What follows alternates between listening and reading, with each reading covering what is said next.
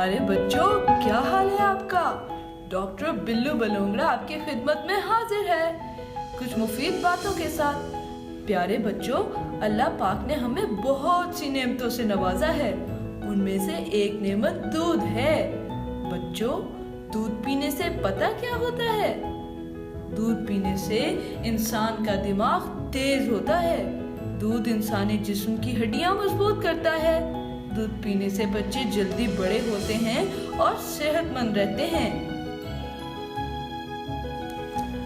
अस्सलाम वालेकुम doctor uncle.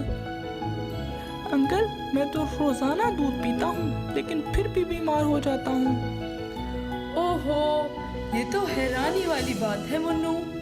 क्या तुम रोजाना पानी पीते हो? जी अंकल, लेकिन बहुत कम पीता हूँ।